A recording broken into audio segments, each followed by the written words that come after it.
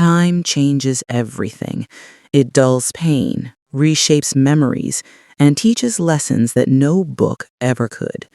But there are some things time doesn't erase. It only makes you understand them differently. For Peter, healing wasn't a straight road. It was full of nights spent staring at the ceiling, wondering why love can crumble so easily. There were days he hated Mabel, days he missed her, and days he couldn't tell the difference.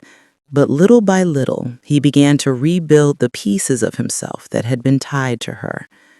He learned to find joy in the quiet again, in his morning coffee, in a walk after the rain, in the peace that comes from forgiving even when the other person doesn't deserve it. Forgiveness, he realized, wasn't about letting someone back into your life.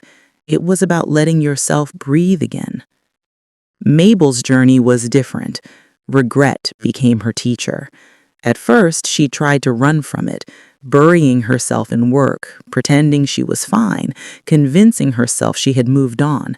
But guilt has a way of following you into every silence. It shows up in the way you sigh, in the way you look at happy couples and think, that could have been me. There were nights when she would sit alone, staring at her wedding ring, the one she still kept in a small box by her bedside. It was the only thing she hadn't thrown away, not because she couldn't, but because it reminded her of who she used to be before everything went wrong. Once, she saw Peter at a mutual friend's gathering. He looked at peace, the kind of peace that only comes from acceptance. He wasn't angry anymore. There was no bitterness in his eyes. And that, more than anything, broke her heart all over again, because she realized she no longer existed in his world, not as a memory, not as a wound, not even as a thought. She wanted to walk up to him, to apologize again, to tell him she still loved him, but she didn't. She simply watched him from across the room, smiling faintly, knowing that some stories don't get second chances. As the months rolled into years, both of them changed. Peter started speaking to younger couples about what he'd learned, about patience, communication, and the danger of silence. He didn't tell them his story outright, but his voice carried the weight of someone who had lived through heartbreak and come out wiser. Mabel found her own way too. She joined a small women's group that helped others heal from broken relationships. It wasn't about finding sympathy. It was about helping others avoid the same path she took. When she spoke, her words carried pain, but also truth. Don't let pride make decisions your heart will regret.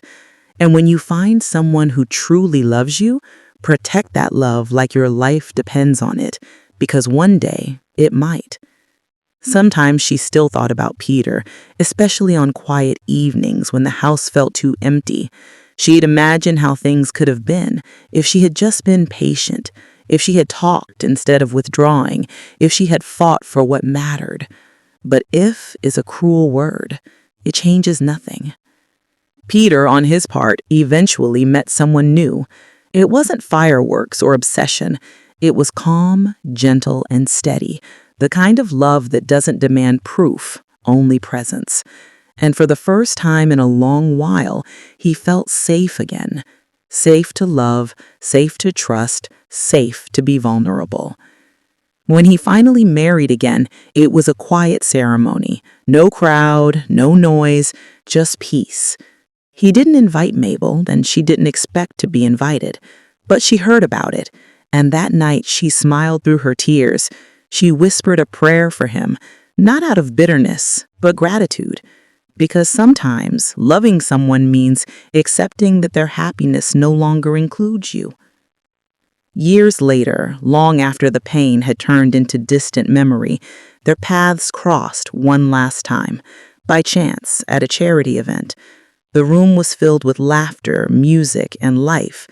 His smile warmer, her eyes still bright, but softer, like someone who had learned humility through heartbreak. They saw each other across the room. For a brief moment, the world went quiet. No anger, no awkwardness, just two souls who shared something once, something beautiful, something broken, something unforgettable.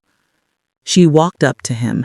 He greeted her kindly, and for the first time in years, they talked, not about what happened, but about life, about how things turned out, about peace.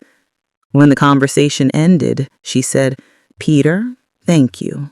He smiled gently. "For what?" "For forgiving me, even when I didn't deserve it." He paused, then nodded. "We both learned, and that's enough." As she walked away, she felt something lift off her chest. The years of guilt, the what-ifs, the sorrow, they all felt lighter. Maybe forgiveness had finally reached her too. Later that night, she stood by her window staring at the stars. For the first time in years, she wasn't crying, she wasn't broken, she was simply grateful. Grateful for the lesson, for the love that once was, and for the chance to grow from her worst mistake. Because that's the thing about life. Pain teaches in ways comfort never can. Marriage isn't destroyed by one big mistake, but by 1,000 small ones left unchecked. Pride, silence, neglect, they all pile up until one day someone makes the wrong choice. But the real tragedy isn't in the mistake itself, it's in refusing to learn from it. Peter found peace, Mabel found humility, and in their separate ways, they both found healing. So if you're listening to this and you're holding on to anger or pride or silence, let it go before it's too late. Don't wait for love to become regret. Don't wait to realize what you had when it's already gone. Because the worst mistake in marriage is believing it could never happen to you.